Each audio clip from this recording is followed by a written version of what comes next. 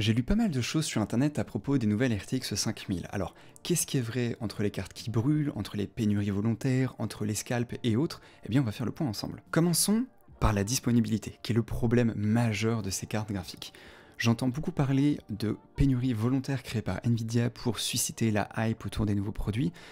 Ça m'étonnerait. Alors là, j'y vais de ma théorie personnelle, comme ça sera le cas à plusieurs reprises dans cette vidéo. Dans de nombreux cas, je vais vous donner des faits qui sont concrets, qui sont factuels, mais je vais aussi vous donner ma vision des choses sur certains détails. Alors pourquoi est-ce que je pense que la pénurie volontaire de la part Nvidia est pas forcément vraie? Il faut savoir qu'Nvidia, c'est déjà quasiment 80% de part du marché du segment des PC. Ils sont plus que prédominants là-dessus. Sur le marché de l'intelligence artificielle et des serveurs, ils règnent en maître au point de générer des milliards et des milliards de chiffres d'affaires avec ça. Mais surtout, je rappelle un point important, un produit qui n'est pas vendu est un produit qui ne rapporte pas d'argent. Donc à ce compte-là, Nvidia, s'ils veulent générer de l'argent, ils ont tout intérêt à vendre des produits. La hype est déjà là. Les mecs, ils l'ont annoncé carrément à l'ouverture, dans la conférence d'ouverture du CES 2025, le salon international le plus hype de l'année dans le monde de la tech. C'est eux qui en ont fait l'ouverture. Toute la presse internationale en parle depuis des semaines. C'est des GPU qui sont attendus depuis très longtemps.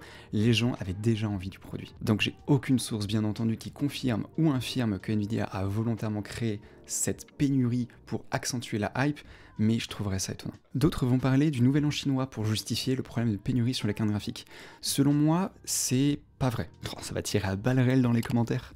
Donc selon moi, c'est pas vrai pour une raison simple, les dates ne coïncident pas. Pour rappel, les RTX 5000 ont été présentés à l'ouverture du CES le 8 janvier 2025, pour une commercialisation le 30 janvier 2025. Le truc, c'est qu'un composant, pour être commercialisé, il faut qu'il soit produit et distribué, surtout là, à l'international. Donc on est bien d'accord que si les cartes doivent sortir le 30 janvier, elles sont fabriquées peut-être en novembre, en décembre et sur toute la durée du mois de janvier. Mais du coup, le nouvel an chinois, c'est quoi le rapport? Alors c'est 2 semaines de paralysie totale du pays dans lesquelles les gens font la fête, célèbrent ce nouvel an chinois. C'est vraiment quelque chose que nous, on n'a pas en équivalent en Occident. Le truc, c'est que ce nouvel an chinois, il n'a pas commencé le 8 janvier, il n'a pas commencé en décembre, il a commencé le 29 janvier, la veille de la commercialisation à l'international des cartes graphiques. Et il a duré jusqu'au 12 février. Donc oui, ce nouvel an chinois a pu avoir un impact sur la disponibilité des cartes après, mais pas pour le lancement. Vous doutez bien que c'est pas la journée du 29 ou du 30 janvier que 25 000 cartes vont être produites, testées, emballées, qu'elles vont faire le tour de la planète en bateau ou en avion pour finir dans tous les distributeurs. Non, on peut pas avoir ça en une seule journée. Donc c'est pour ça que je pense que ce nouvel an chinois n'a pas d'impact sur la date de sortie initiale du 30 janvier. Encore une fois, je parle vraiment du lancement, pas de la disponibilité après. En revanche, il y a quelque chose qui a pu avoir un impact, je pourrais pas vous dire dans quelle mesure, même si on sait qu'il y a pas mal de dizaines de milliers de woofers qui ont été impactés par ça, mais le 21 janvier 2025, vers minuit 17 de mémoire, il y a eu un séisme de magnitude 6.4, donc quand même assez conséquent. L'usine TSMC n'a pas été physiquement endommagé dans sa structure, en revanche il y a quand même eu des pertes matérielles à l'intérieur. Et du coup ce séisme, comme il est arrivé le 21 janvier, a pu avoir un impact sur la production ou sur la fiabilité globale de la production de l'usine. Ça c'est vrai. Encore une fois, dans quelle mesure ça a impacté les stocks pour le lancement, je ne sais pas, mais c'est certain que ça, plus le nouvel an chinois, et le séisme, Nvidia ne pouvait absolument pas l'anticiper, eh bien ça a pu gêner la production. Il y a aussi un truc qui a bloqué, ou du moins deux, je vous parlais du CES tout à l'heure, Nvidia était le constructeur qui présentait, qui signait l'ouverture de cette conférence. Ils étaient obligés de frapper fort. C'était le moment dans l'année où il fallait présenter ces nouveaux GPU. D'autant qu'en face, il y a AMD, et AMD, on ne sait pas du tout ce qu'ils préparent. On n'a pas encore vraiment d'infos, même si là, la date de sortie de leur nouveau GPU approche, donc on commence à voir des photos, des fuites, des boîtes, etc. Mais début janvier, Nvidia ne savait pas ce qu'AMD allait préparer. En plus, AMD avait une conférence peu après. Donc ils étaient obligés de présenter ces nouveautés à l'inauguration du salon. Et présenter le 8 janvier un GPU pour dire on va le sortir en avril ou plus tard dans l'année, ça n'a pas de sens. Si on fait une annonce, il faut qu'il sorte rapidement. Donc selon moi, le CES a aussi eu un impact sur la commercialisation et l'état des stocks. Si le CES avait pu avoir lieu en février ou début mars, on aurait eu beaucoup moins ce problème. Mais là, théorie personnelle. Donc oui, on pourrait reprocher à Nvidia que la disponibilité n'était pas suffisante au niveau des produits, mais je vous rappelle quand même une chose, ni vous, ni moi, ni je pense la quasi-totalité des blogueurs tech ou des professionnels du domaine qui tiennent des chaînes YouTube ou autres ne travaillent chez Nvidia et donc ont la réalité et les vrais chiffres. Donc si on met de côté le séisme, le nouvel an chinois, la date imposée pour la sortie du CES, etc., il y a quand même un truc qui là est objectivement vrai. Les scalpers, comme je le disais tout à l'heure, une carte qui n'est pas vendue est une carte qui ne rapporte pas d'argent. Et Nvidia ne gagne pas un copec sur la vente de cartes sur le marché de l'occasion. Alors c'est très chiant parce que c'est valable pour les consoles portables, les consoles de salon, des processeurs, des cartes graphiques, etc. Mais là, le vrai problème, c'est pas Nvidia, du coup c'est les gens. Alors on pourrait dire, oui mais les vendeurs, ils pourraient mettre en place des protections, des machins. Il y en a. Il y en a des vendeurs qui mettent en place une limite de un composant par commande ou un composant par adresse de livraison. Il y a aussi des marques comme Zotac qui mettent des choses en place, je vais vous le présenter dans quelques instants. Mais ce que je vois sur internet, c'est qu'à chaque fois que des choses sont mises en place, il y a toujours des gens qui ne seront pas contents que ça a été mis en place parce que ça les a gênés un moment dans leur processus d'achat. Et donc pour l'exemple dont je vous parlais, c'est à propos de Zotac qui a lancé le Priority Access, qui est un programme pour acheter les RTX 5000 et contrer un petit peu les bots et les scalpers. Alors, je serais très curieux d'avoir votre avis en commentaire parce qu'en soi, l'idée est bien, la mise en place ou la réalisation, c'est un petit peu autre chose. En gros, ce qu'ils ont expliqué sur leur serveur Discord, c'est qu'ils allaient mettre en place toute une liste de critères. Par exemple, que vous soyez un membre actif du serveur Discord Zotac Gaming en participant régulièrement à des défis, des discussions, etc. Sans spam, bien entendu. Qu'en plus de ça, à partir du moment où vous serez sélectionné, vous aurez qu'une période, un certain délai pour sécuriser votre option d'achat. Que les gagnants seront limités à une personne par foyer avec une politique de tolérance zéro contre la revente et le scalping. Le truc, c'est que derrière, vous n'aurez jamais de solution universelle. À partir du moment où vous allez mettre une sécurité en place, vous pouvez être sûr que des gens vont trouver une méthode pour la parer et faire autre chose derrière. L'autre truc qui me gêne, c'est que ça va aussi limiter les nouveaux acquéreurs. Moi, par exemple, j'ai jamais eu de carte graphique Zotac. Si demain je veux en acheter une, ça veut dire que techniquement, je serai moins prioritaire, que je n'aurai pas la possibilité parce que je suis pas déjà client Zotac ou parce que je suis pas déjà quelqu'un qui est actif sur le serveur de Zotac. Je comprends que ça puisse en frustrer certains et c'est pour ça que je serais très curieux d'avoir votre avis sur le sujet. Ou selon vous, quelle serait la méthode à mettre en place qui pourrait être universelle et appliquée aux cartes graphiques, aux processeurs ou aux consoles de salon. Et enfin, concernant la disponibilité de ces cartes, je tiens à rappeler une chose, les cartes, elles sont toujours segmentées en deux. Je schématise bien entendu, mais vous allez avoir les cartes qui seront vendues à l'unité, dans le beau packaging avec les accessoires, etc. Et vous avez les cartes qui sont vendues à destination de PC préassemblés par des distributeurs. Le truc c'est que oui, aujourd'hui si vous voulez acheter une 5080 seule, vous ne pouvez pas, il n'y a plus de stock. En revanche, si vous voulez acheter un PC complet avec une 580 à l'intérieur, vous pouvez.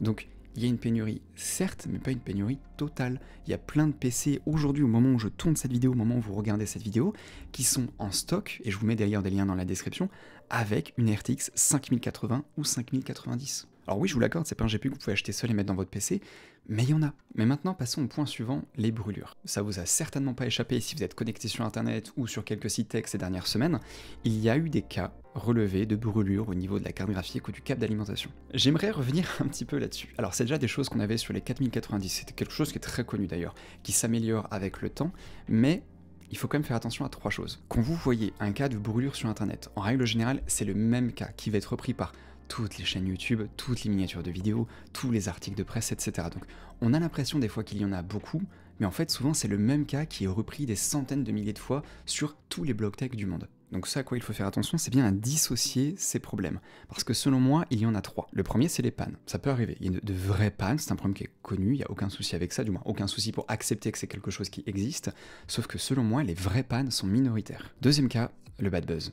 C'est tellement facile à la vitesse où ça va aujourd'hui d'acheter une 5080, une 5090, de mal brancher le câble, de la faire brûler, de prendre des photos, d'en faire une vidéo en disant « Oh là là, regardez, je viens d'acheter la nouvelle carte graphique, je l'ai payé 1600 €, je l'ai payé 3000 €, regardez, elle a brûlé dès la première utilisation. » Et bim, dans le week-end, votre chaîne YouTube ou votre blog tech a fait le tour du monde. Donc je dis pas qu'il y a eu beaucoup de cas comme ça, mais je suspecte, vu ce que j'ai pu voir dans certains cas, que certains ont surfé sur ce bad buzz en créant un problème qu'ils n'avaient pas, volontairement pour faire le buzz sur leur chaîne YouTube ou leur blog tech. Et ça, je trouve ça pourri. Et le troisième cas, c'est les câbles, parce que les câbles, on a tendance à l'oublier, mais c'est des composants d'usure. À force de brancher, débrancher votre câble, vous pouvez abîmer les connecteurs qui sont à l'intérieur, et donc il y a certains cas, par exemple de brûlure sur des 590, où la carte a été endommagée, et après enquête, il n'y avait pas de problème sur la carte. Le problème venait du fait que le câble qui était utilisé, il l'était par un journaliste tech, qui testait très souvent des cartes graphiques, et donc il branchait, débranchait, le câble était rincé, et comme il était abîmé, il était usé, ça crée un défaut. Donc c'est là que je vous dis, il y a la part des choses à faire entre les gens qui vont créer de faux problèmes pour le bad buzz, des vrais pannes matérielles qui peuvent exister, même si heureusement c'est rare, et les gens qui ont juste des composants d'usure qui peuvent s'abîmer avec le temps. Et pour ça, Rogue a mis en place une petite solution très sympa que je vais vous présenter. D'ailleurs, au passage, je trouve que la Rogue Astral, c'est une des plus belles cartes qui existent sur cette génération 5000. Il y a même un ventilateur supplémentaire à l'arrière, vraiment, je la trouve magnifique. Mais ce que je trouve magnifique, c'est l'idée très ingénieuse qu'ils ont eue. Alors attendez, on va continuer de descendre un petit peu la page pleine de bento, pleine de tuiles, pour aller ici. Ça, c'est absolument génial. En gros, ils ont mis en place toute une série de capteurs qui permettent de savoir, avec la technologie Power Detector Plus, si une anomalie sur l'une des 6 broches d'alimentation du câble 12 volts HPWR est présente. Si un défaut est détecté, on est immédiatement informé que le câble d'alimentation doit être remis en place. Vous le voyez juste ici, vous savez même quel pin est défectueux, vous voyez même la tension pour chaque câble, ça vraiment je trouve ça génial. D'ailleurs j'aimerais qu'à partir du moment où on dépasse une certaine puissance sur la carte graphique, que tous les constructeurs proposent ça, que toutes les 5080, 5090 aient ce genre de fonction de sécurité pour qu'on sache que dès que le PC est mis sous tension, qu'on installe le GPU Tweak 3 de Rogue, qu'on puisse immédiatement identifier s'il y a un problème de branchement ou non. Pour le prix des GPU, pour la puissance délivrée par ces GPU, je pense que c'est la moindre des choses. Mais je serais très curieux d'avoir votre avis sur le sujet. Ensuite, je voulais revenir rapidement, plus pour le fun fact, mais aussi pour vous en informer, de la position d'NVIDIA sur le marché aujourd'hui. NVIDIA est dans les entreprises les plus riches du monde, et je suis absolument ni sponsor par NVIDIA, ni payé par NVIDIA pour réaliser cette vidéo, non rien du tout, mais c'est un fait. NVIDIA est dans les entreprises les plus riches du monde. Mais c'est pas grâce à nous, c'est pas grâce aux gamers. Nous, les gamers qui jouons avec des GTX ou des RTX, on est une poussière dans le chiffre d'affaires annuel d'NVIDIA, une poussière. Ce qui leur rapporte de l'argent, c'est les serveurs, c'est l'intelligence artificielle. Si vous trouviez qu'un GPU vendu 1500 € pour du gaming, c'était cher, attendez de voir le prix d'une puce pour intelligence artificielle. On est plus sur de l'ordre de 30 à 40 000 $ par unité. Et ces unités sont vendues par dizaines, par centaines de milliers à travers la planète. Donc autant vous dire que leur chiffre d'affaires, il se fait largement là-dessus. Ça va, tu me déranges pas toi? Demain, Nvidia pourrait fermer sa branche gaming GTX RTX, que ça resterait quand même l'une des entreprises les plus riches du monde. Ça, faut pas l'oublier. D'autant qu'un truc intéressant à garder en tête, la dernière console, du moins de salon, sur laquelle il y avait des puces Nvidia, ça remonte à quasiment 20 ans. C'était la PlayStation 3. Depuis, AMD est prédominant et omniprésent là-dessus. Alors oui, vous pourrez trouver une puce Tegra dans la Nintendo Switch. Excusez-moi, elle est pas terrible, c'est un fait. Alors c'est aussi une décision de Nintendo d'avoir choisi cette puce-là pour des rapports coût, performance, consommation, température, etc. Mais c'est pas une vitrine de se dire c'est moi qui propulse la puce graphique la moins performante du marché dans une console portable. Mais concernant le marché du gaming PC, je voulais aussi vous montrer quelques chiffres qui pourraient vous surprendre. Pour ça, je vais me baser sur l'enquête du matériel et des logiciels de Steam en janvier 2025. On va regarder les cartes graphiques qui sont le plus utilisées et croyez-moi, vous allez être surpris. Quand on regarde dans le détail, les cartes graphiques les plus utilisées, notamment ça sera la RTX 3060 avec 5,20% des joueurs sur Steam qui ont cette carte-là, on trouvera aussi, s'il vous plaît, une GTX 1650 avec 3,56% des joueurs et encore une GTX 1060 avec 2,54% des joueurs. Ce qui veut donc dire qu'on a plus de gens aujourd'hui en 2025 qui jouent avec des GPU qui ont 8-9 ans qu'avec des gens qui jouent avec une RTX 3060. Et si on va plus loin dans le détail, par exemple si je tape 4080 et que je regarde le détail, il y a moins de 1% des joueurs sur Steam qui ont une RTX 4090. Et si on regarde non pas sur une 4090 mais sur une 4080, eh bien on est à 0,74% des joueurs. Avec une RTX 4080 Super, on a 0,83% des joueurs. Les GPU premium ne sont pas les GPU qui sont le plus vendus par Nvidia. C'est ceux qui font le plus parler parce que c'est les plus chers, c'est ceux qu'on va le plus pointer du doigt. C'est des vitrines technologiques qui vont permettre de faire des choses extraordinaires, mais la majorité des gens jouent avec des GPU d'entrée de gamme 50 ou 60. Je voulais d'ailleurs revenir sur un point intéressant, c'est le prix des cartes graphiques. Alors oui, c'est très cher, surtout les 590. Le prix, je sais pas si ça m'étonne, il n'est pas justifié. Je pense que comme ils sont tout seuls sur ce segment du haut de gamme, ils en profitent. Je sais pas à combien ils margent là-dessus. Certainement beaucoup moins qu'une puce serveur ou une puce dédiée à l'intelligence artificielle. Je trouve les 590 extrêmement chers. Mais les 580, objectivement, ne sont pas si chers que ça, et je vais vous expliquer pourquoi. Il y a 4 ans, quand j'ai acheté ma 3080 Ti, je l'ai payé 1159 € TTC. Une 5080, c'est 1179 € TTC. Il y a 20 € d'écart. Je parle du prix d'une Founder Edition parce que j'ai acheté une FE, et là je vous donne le prix d'une FE. Alors oui, il y a des tiers qui vont vendre du Gigabyte, du ROG, du MSI, etc. Ils vont vendre des cartes graphiques, non pas à 1179, mais à 1200, 1400, 1500, 1700, 1900 €. Oui, mais pour plusieurs raisons. Déjà, il peut y avoir des cartes qui sont overclock d'usine, donc il y a quand même un travail qui est fait derrière. Le dissipateur thermique va aussi être différent, le design tout autant. Nvidia, sur ses FE, c'est 2 ventilateurs. Il y a des customs qui en ont 3 quasiment tout le temps, 4 voire 5 ventilateurs. Il y a aussi des cartes qui vont avoir du RGB, que les FE n'ont pas. Il y a aussi des cartes qui vont avoir de petits écrans OLED dessus pour voir les températures, afficher un GIF, etc. Mais tout ça, ça coûte aussi de l'argent. Sachant que ces cartes, elles sont pas fournies gratuitement par Nvidia aux constructeurs. Les constructeurs doivent acheter ces puces électroniques à Nvidia, donc ça leur coûte de l'argent.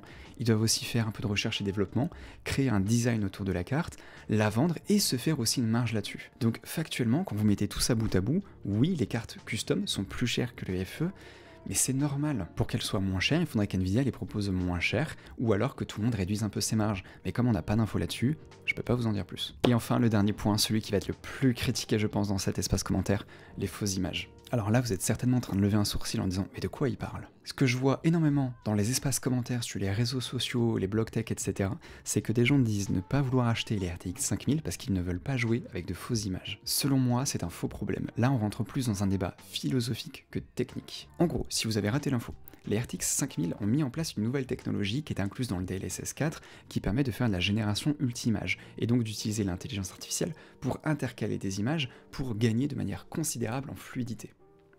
Ça va tranquille? Le truc c'est qu'il y a des joueurs qui détestent ça, qui estiment que ce n'est pas une technologie réelle et que donc ça ne mérite pas d'exister parce que ce sont des faux pixels. Les gars, on parle de jeux vidéo.